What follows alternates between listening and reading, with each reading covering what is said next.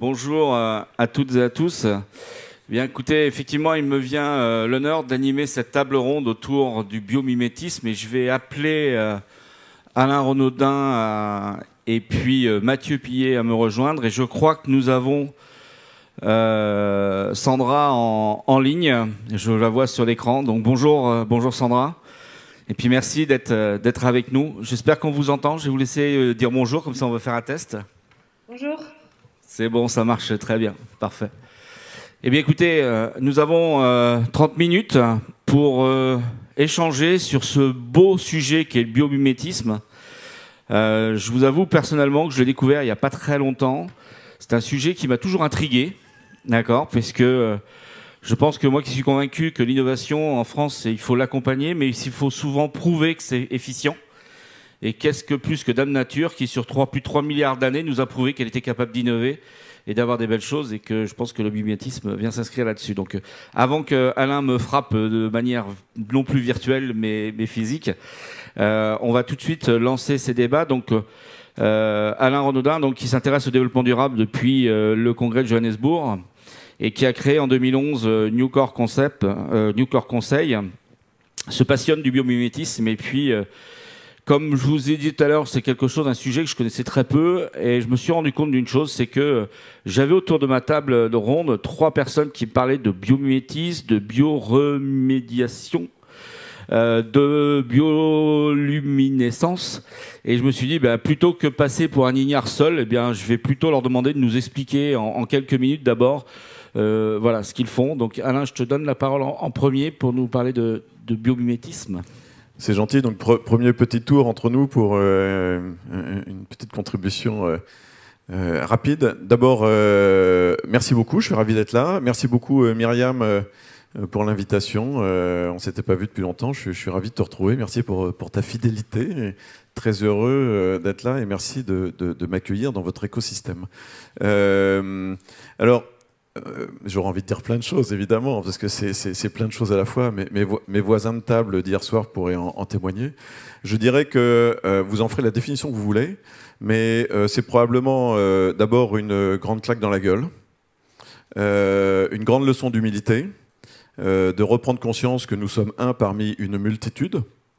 Donc on n'arrête pas de condamner l'anthropocène, donc il faut arrêter d'avoir des réflexions et des pensées anthropocentrées. Faut prendre conscience qu'on ne peut pas vivre seul sur Terre et que tout ce qui nous entoure a beaucoup de choses à nous apprendre.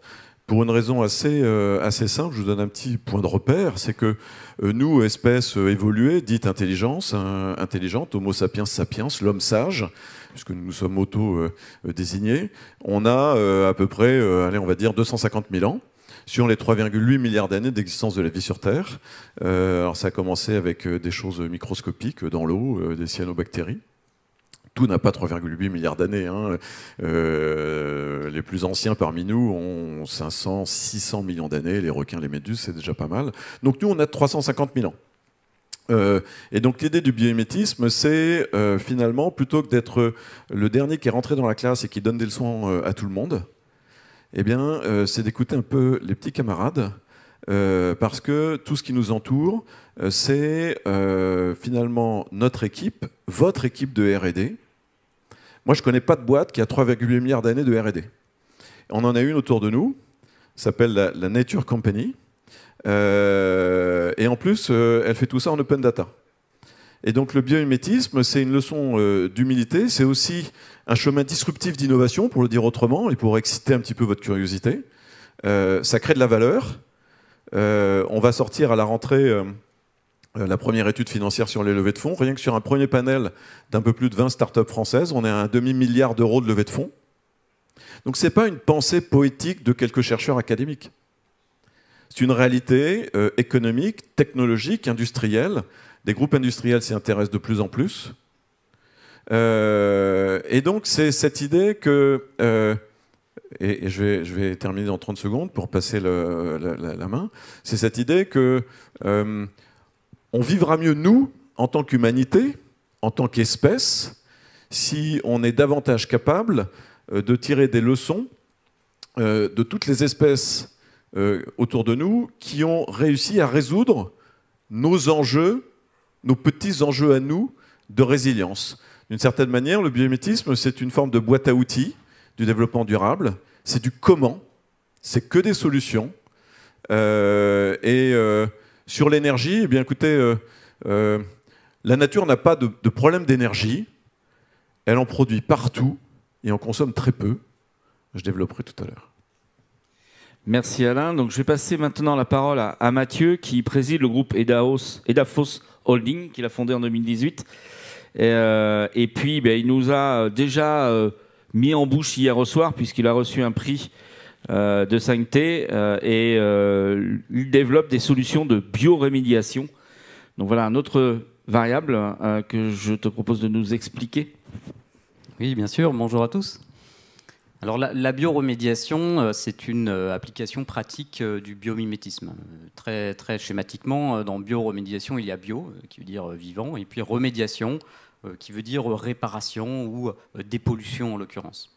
Donc lorsqu'on fait de la bioremédiation, on va dépolluer des milieux solides, des sols, ou aqueux, plutôt des eaux, avec du vivant.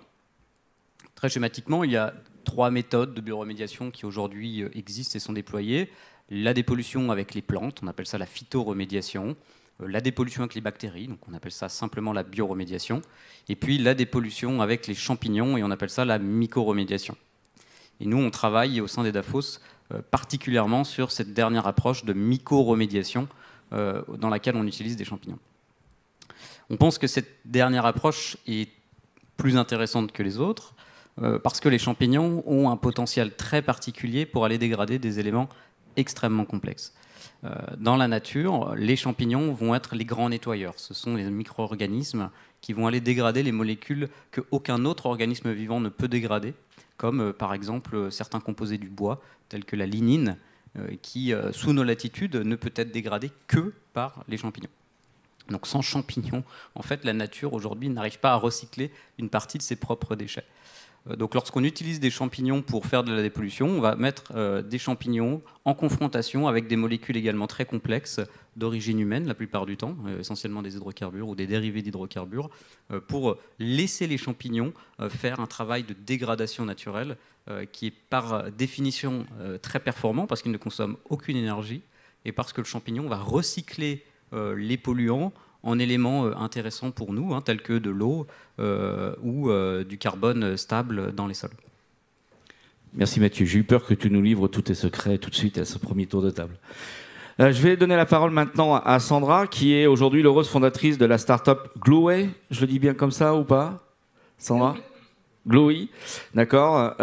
Sandra a été aussi reconnue parmi les 10 meilleurs innovateurs français de moins de 35 ans du fameux IT Technology Review.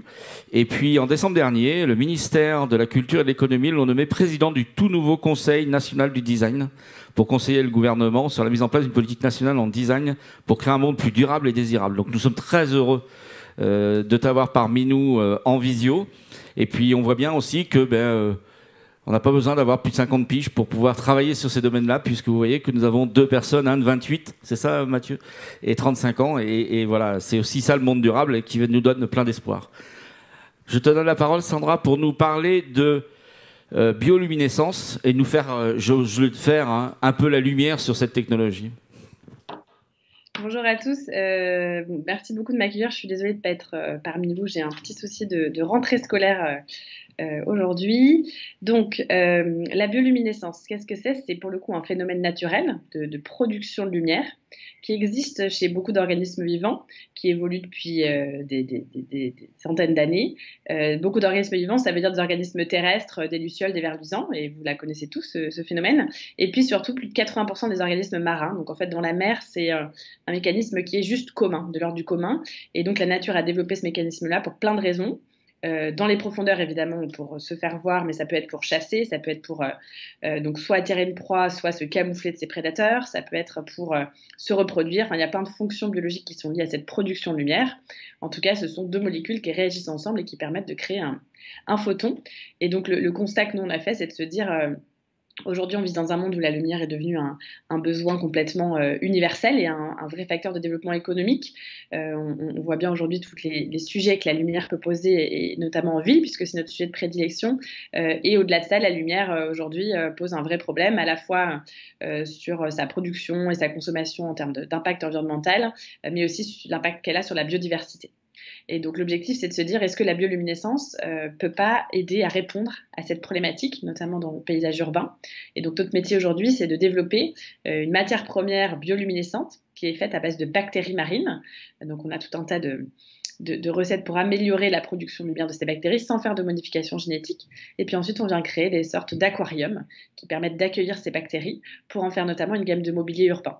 Et donc, c'est un vrai enjeu qui est à la fois évidemment de réduction de l'impact environnemental en utilisant des matières qui sont biosourcées et biodégradables, en utilisant aussi une lumière qui est beaucoup plus belle, beaucoup plus douce, beaucoup plus acceptable et beaucoup moins agressive, que ce soit pour les hommes d'ailleurs ou pour la biodiversité. Et puis l'objectif, c'est aussi de travailler sur le pouvoir qu'a la nature, au-delà de ses pouvoirs technologiques, qui est un pouvoir de l'imaginaire, un pouvoir de bien-être. Il faut savoir que l'homme a besoin de la nature pour se sentir bien. C'est ce qu'on appelle la biophilie. Et donc intégrer ce type de lumière en plus de changer la manière dont on éclaire, ça change aussi le rapport qu'on a à nos objets de consommation d'énergie notamment, puisqu'on parle de vivant, donc on va forcément pas le traiter pareil qu'on traiterait une ampoule. Et en plus de ça, on va pouvoir apporter une part très poétique qui va permettre de créer plus de confort, plus d'attractivité, ce qui est également essentiel, puisque quand on parle de développement durable, il ne faut pas aussi oublier de parler de désirabilité, parce que sans la désirabilité, la solution n'est pas acceptée, et si elle n'est pas acceptée, elle n'est pas massivement déployée. Et si elle n'est pas massivement déployée, on n'a pas d'impact. Ok, ben merci beaucoup pour cette réponse. Donc maintenant que nous sommes des sachants de ces problèmes, ou en tous les cas un peu moins non sachants, je vous propose de passer à une deuxième étape de cette table, qui est de dire, mais ok, maintenant qu'on le sait, c'est quoi exactement, et donnez-nous des exemples pour nous convaincre continuer de nous convaincre ou finaliser de nous convaincre, en tous les cas, sur l'efficacité et la nécessité de suivre tous vos travaux. Alain ? Alors il y a plein d'exemples, donc je vais le faire un peu en rafale, et je vous renvoie les uns les autres. Il y a beaucoup de choses publiées, beaucoup de publications scientifiques, et puis de plus en plus de cas avérés. C'est toute la dynamique en cours depuis quelques années. On passe vraiment de l'académique à l'applicatif depuis quelques années. D'abord, une approche et une illustration un tout petit peu conceptuelle. Après, je donnerai des choses extrêmement concrètes et je vais faire très court. L'intervention précédente sur le photovoltaïque m'y a refait penser. Quand je disais tout à l'heure, la nature produit de l'énergie partout et en consomme peu. Elle en produit partout et de façon délocalisée et partagée. Vous prenez un platane de bonne taille, c'est à peu près 500 000, 600 000, 700 000 feuilles. C'est-à-dire 600 000 unités de production d'énergie. Je me mets au défi de les compter, il n'y a qu'un énergumène qui a essayé de les compter, et c'est celui qui vous parle, donc c'est à peu près ça. C'est-à-dire que c'est un arbre d'une bonne taille, adulte, c'est plusieurs centaines de milliers de feuilles, donc d'unités de production d'énergie. C'est-à-dire que l'arbre, il n'a pas en haut, à la canopée, une énorme feuille, qui est sa centrale de production de photosynthèse. Tout comme le massif forestier, il n'a pas un énorme arbre au milieu, qui est l'arbre qui fait la photosynthèse pour tout le monde. Donc l'arbre, il produit de l'énergie de façon, et c'est vrai pour la nature de manière générale, il produit de l'énergie de façon décentralisée, atomisée. Cette énergie, elle est locale, effectivement. Il n'est pas câblé sur 3000 bornes pour importer de l'énergie de je ne sais où. Ça, c'est un des grands principes du vivant. On se ressource localement. C'est pour ça que j'ai bien aimé l'intervention de Donald hier. Très bel exemple d'énergie et de consommation localisée. Dans le vivant, on se source localement, on s'approvisionne localement, on se reproduit localement, on se nourrit localement, dans la très grande majorité des cas, ce qui fait que quand vous dépendez de votre biotope, vous prenez soin de votre biotope. Et si demain on ne peut plus consommer une moutarde parce qu'elle ne vient pas de Maille mais du Canada, on ne consommera plus de moutarde. La belle affaire. C'est pas grave. Le vivant consomme ce que son biotope de proximité est capable de lui fournir. Point à la ligne. Et il se met en capacité à renouveler ce biotope et à faire en sorte que ce biotope se porte bien. Si mon biotope se porte bien, je me porte bien. Et donc cette énergie dans le vivant, elle est atomisée, décentralisée, démultipliée, elle est locale, elle est partagée parce que le mycélium qui est à la racine de l'arbre lui, il n'a pas accès à la lumière, mais il apporte des nutriments et de l'eau. Et le lien se fait avec les champignons mycorhiziens, c'est le stock exchange. Je t'apporte de l'eau et des nutriments, et en échange, tu me donnes le glucose issu du produit de la photosynthèse. Et cet écosystème fonctionne très bien. Tout le monde y gagne. Et à l'automne, cette centrale de production d'énergie devient une feuille morte qui tombe et qui devient un nutriment. C'est-à-dire que le vivant est capable de manger ces centrales de production d'énergie. Ce qui est quand même pas mal. Et en faisant ça, il fait deux choses à la fois, et je voudrais vous inviter à réfléchir à ça, si vous voulez bien. Pardon, je suis un petit peu... peut-être des propos un peu iconoclastes, mais il ne produit pas que de l'énergie, le vivant, en faisant ça. C'est-à-dire que le vivant, en produisant de l'énergie, en se développant, il produit de la biomasse. Il grandit. L'arbre grandit. Et donc, j'invite tous les producteurs d'énergie à ne pas produire que de l'énergie, mais à produire aussi de la biodiversité. Tout comme l'agriculture doit arrêter de ne produire que des denrées alimentaires. L'agriculture doit produire de la biodiversité. La biodiversité, c'est l'énergie de la planète. C'est la vie, l'énergie. L'humanité va mourir de tuer la biodiversité. On ne peut pas vivre seul. Donc demain, avoir des switches technologiques et énergétiques qui nous permettront, coup de baguette magique, de consommer autant d'énergie, sauf qu'elle sera produite différemment, si on ne peut plus respirer et si l'eau est polluée, à quoi ça nous servira? Et donc, l'énergie dans le vivant, elle est partout. Et le vivant est très économe dans ses process. Très vite. Les matériaux dans le vivant, ils sont tout le temps produits à température ambiante et à pression ambiante. Les diatomées, qui sont des micro-organismes marins magnifiques, CF, travaux de Jacques Livage au Collège de France, magnifiques travaux, produisent une coque de verre à partir de la silice qui est dissoute dans l'eau, en milieu aqueux, à température ambiante et à pression ambiante. Nous, dans tous les cas, la plupart des cas probablement, on produit de la matière avec beaucoup de pression et beaucoup d'énergie. Nous-mêmes, nous sommes de la matière. Nos structures osseuses inspirent beaucoup les industriels, les architectes, etc., les designers. C'est de la croissance organique, c'est des matériaux qui poussent. Il y a même une boîte américaine qui s'appelle Biomaçon qui fait pousser des briques. D'accord ? Regardez ça, c'est intéressant, à partir des principes de précipitation du bicarbonate de calcium, etc. Enfin bref, prenez des récifs coralliens, c'est des matériaux qui poussent. Et donc nos structures osseuses, c'est des matériaux qui sont fabriqués sans au fourneau à 1500 degrés, et qui sont des matériaux très économes en quantité de matière. Il y a plus d'air que de matière, et la densité de matière est variable selon l'endroit où on se trouve. Donc il y a des gens, chez Airbus avec Autodesk par exemple, en additive printing, par exemple, il y a aussi des architectes, Michael Pollan en Angleterre, qui pensent les matériaux à la façon des structures osseuses ou d'autres, les structures osseuses des oiseaux, des albatros, ou tout un tas de beaux organismes comme ça. Et donc, moins vous consommez de matériaux pour produire ce que vous avez à produire, évidemment, plus vous allez économiser de l'énergie sur les process. Prophecy, qui est une start-up française qui vient de lever à peu près 80-90 millions d'euros, qui travaille avec le MIT, ils ont développé un capteur, une caméra inspirée de la rétine humaine. Je donne deux exemples inspirés de l'homme pour montrer que l'homme n'est pas que mauvais. On est aussi une belle machine. Et la caméra Prophecy, c'est un détecteur de mouvement. Parce que si vous regardez la mer et que tout d'un coup une baleine sort de l'eau, même si cette baleine n'est pas dans votre champ de vision, vous allez tourner la tête parce que votre œil aura détecté quelque chose. C'est-à-dire que nous, on ne filme pas en continu, contrairement aux bêtes smartphones qu'on a partout. On capte une image et on l'enrichit de données nouvelles. Prophecy a développé un capteur qui fonctionne à la façon de la rétine humaine. C'est très économe en flux de data, en énergie, et ça détecte les mouvements de manière beaucoup plus rapide, par exemple. Merci Alain pour toutes ces belles explications, ces beaux exemples. Mathieu, tu peux nous en dire un petit peu plus sur des domaines d'application et des exemples ? Oui, bien sûr. Alors, la mycoremédiation, c'est quelque chose qui existe depuis très longtemps dans les laboratoires, mais dans la pratique, c'est pas facile. C'est pas facile parce que le champignon, c'est un organisme qui est vivant et qui, par définition, apprécie un environnement naturel le plus sain possible, et qui a donc beaucoup de difficultés à vivre dans des sols pollués qui lui sont bien sûr hostiles.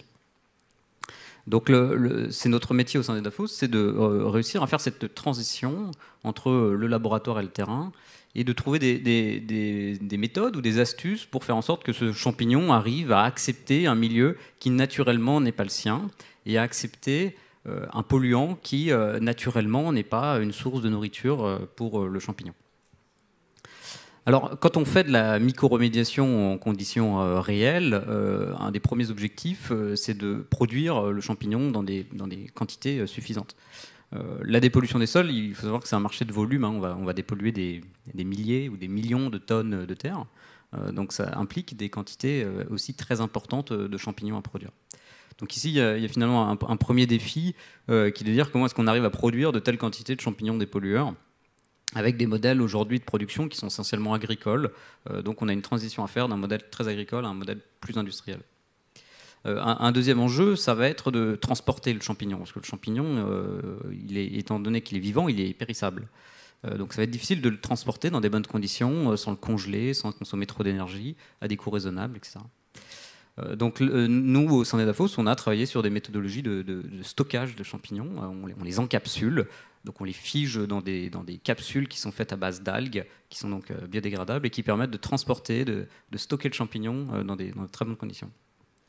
Donc quand on fait une opération de mycoremédiation, aujourd'hui, on fabrique d'abord nos champignons, on les met dans nos capsules, et ensuite on les inocule, donc c'est-à-dire qu'on les mélange dans des sols ou des matrices polluées diverses pour que le champignon puisse croître.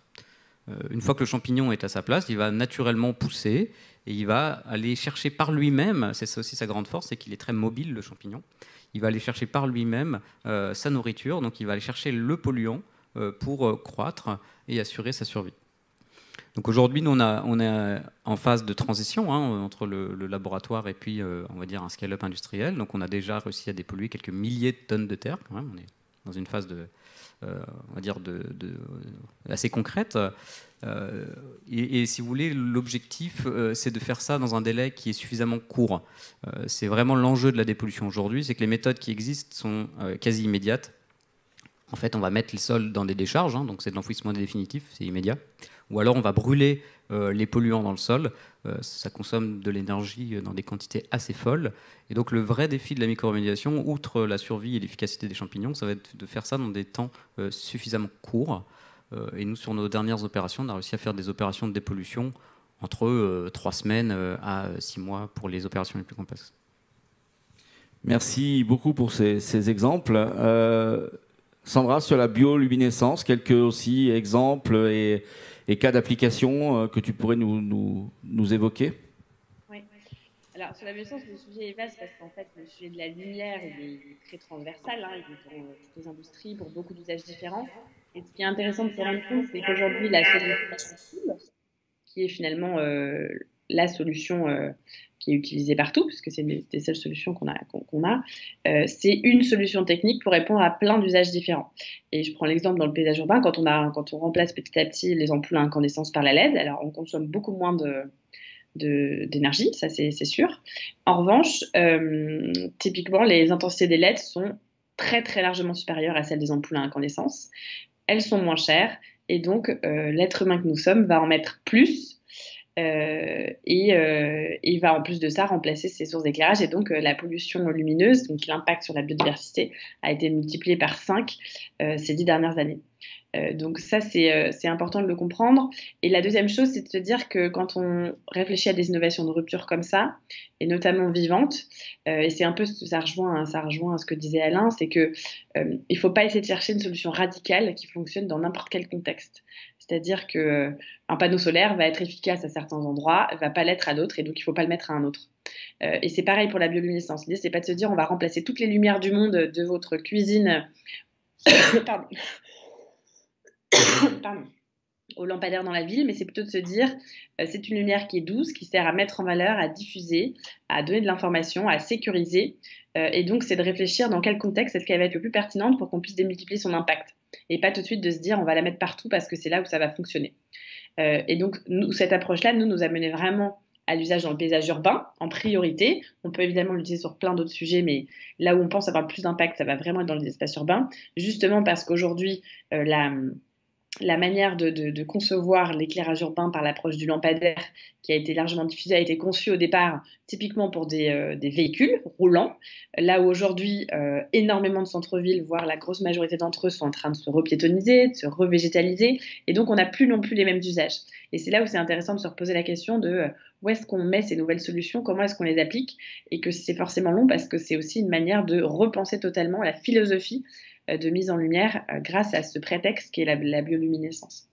Et puis enfin, on peut pousser très loin. Ce qui est intéressant avec cette lumière, c'est qu'elle pousse. Hein. Nous, on cultive de la lumière, donc on a des souches en laboratoire, et puis on en prélève un petit peu, et puis on en cultive d'autres. Donc on est capable, à partir de quelques millilitres, de faire des dizaines de millions de litres ensuite de culture, de manière presque illimitée. Alors j'aime pas ce mot illimité parce que aucune ressource n'est parfaitement illimitée, mais du coup, ce qui est intéressant, c'est de se dire que peut-être que demain, alors c'est pas pour l'année prochaine, hein, mais finalement, il y aurait à disposition des bioréacteurs de ces bactéries bioluminescentes. Et si on a besoin d'une source de lumière, eh ben, on vient en prélever, on vient en prendre, et puis on cultive sa petite lumière. On s'en sert parce que dans un pays un peu reculé, on a besoin d'aller lire la nuit et qu'on n'a pas d'accès à l'énergie, parce qu'on veut aller courir dans la ville de nuit et que du coup, comme il y a moins de lumière, on vient prélever sa source de lumière. Donc il y a plein de choses en fait très nouvelles à imaginer autour de ça.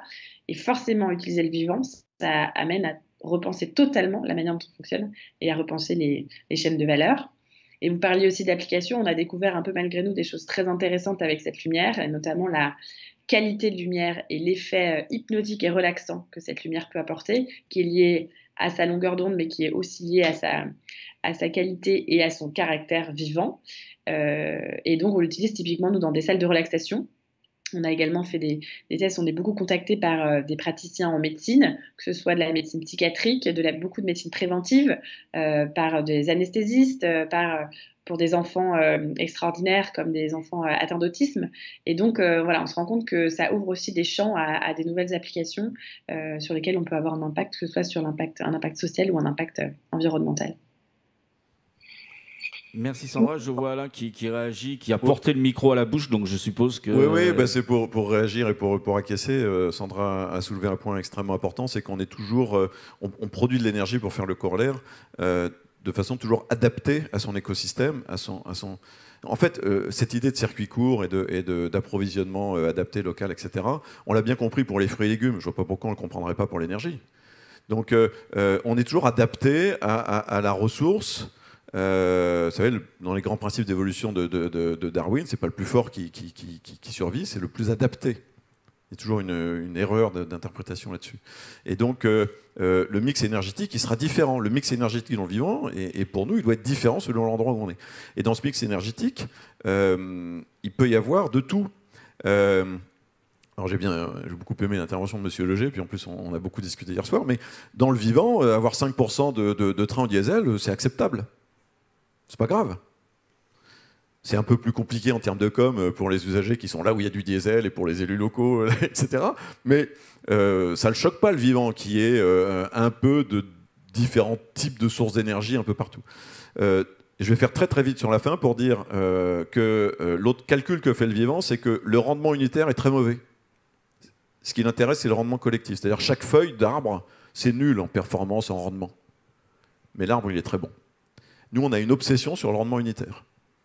Je voudrais aussi vous dire qu'il y a une grande compétition internationale qui est lancée déjà depuis quelques années sur le photovoltaïque artificiel ou bioinspiré. C'est copiloté notamment en France par le CEA et pas loin d'ici, l'Université de Pau et des Pays de l'Adour, l'UPPA. Donc Marc Fontcave, Vincent Artero côté CEA à Grenoble, Laurent Billon côté UPPA ici du côté de Pau. Il y a une grande compétition internationale des Chinois, des Américains et des Européens. Je vous renvoie aussi aux travaux de Marc Fontcave sur les fameuses hydrogénases des microalgues, parce que ce qui produit de l'énergie dans le vivant, c'est les algues, les microalgues, les plantes essentiellement. Et les hydrogénases ont la capacité à faire l'électrolyse de l'eau, donc elles produisent de l'hydrogène à partir de l'eau. Ils coupent les molécules d'eau, elles produisent de l'hydrogène et de l'oxygène, et le processus est réversible. Et donc Fontcave, il bosse sur une forme de catalyseurs bio-inspirés. Pour vous dire aussi que souvent lié à la production d'énergie, il y a du stockage, il y a une problématique de stockage. Le vivant est assez champion du monde aussi en matière de stockage. Demain, on va stocker de la data sur de l'ADN. C'est déjà lancé. Et vous pouvez, sur un brin d'ADN, stocker toutes les vidéos de YouTube. Voilà, on en parlera à Biomime Expo dans quelques temps. Et dernier exemple, la clim, c'est la bombe énergétique de demain. Parce que demain, on consommera peut-être plus d'énergie pour se refroidir que pour se chauffer. Le vivant, il sait réguler, il sait créer de la clim passive. Et par exemple, les travaux et les réalisations d'un architecte qui s'appelle Nicolas Vernutello, qui lui-même a pris exemple sur un autre architecte qui s'appelle Mike Pierce, qui avait développé ça au Zimbabwe sur les ventilations inspirées des termitières. Vous avez plein de procédés. Vous avez à l'ITKE en Allemagne quelqu'un comme Hakim Menges qui travaille sur des façades qui vont être qui vont s'adapter à l'hygrométrie, à la façon des pommes de pin, avec des structures bilames qui, selon la température et l'humidité, vont changer de forme. Donc ça vous fait des ombrières passives. Donc il y a plein de systèmes pour les îlots de chaleur, évidemment. Vous végétalisez, vous créez des écosystèmes urbains. Vous pensez la ville plus uniquement pour l'homme. Et à ce moment-là, ça ouvre des perspectives. Merci Alain. Vous avez entendu le gong final. Donc il me reste... on aurait pu passer beaucoup de temps sur ce sujet-là, puisque pour moi, c'est un sujet de positivisme, entre guillemets. On donne de l'avenir en s'inspirant de tout cela. Et pour moi, c'est vraiment une ressource de motivation et de soif et d'envie vers l'avenir qui est très inspirante. Donc écoutez, merci à Sandra, merci Mathieu, merci Alain. Pour ceux nos intervenants en physique, vous avez encore les rencontrer un petit peu, donc vous pourrez leur poser des questions. Et puis pour tous ceux qui ont été intéressés par ce sujet-là, je vous encourage à aller le 25 et le 26 octobre à la Cité des Sciences et de l'Industrie de Paris pour venir à la 7e édition que tu connais bien de Biomime Expo à Paris. Je vous encourage fortement à vous y rendre. Merci à vous et puis à très bientôt.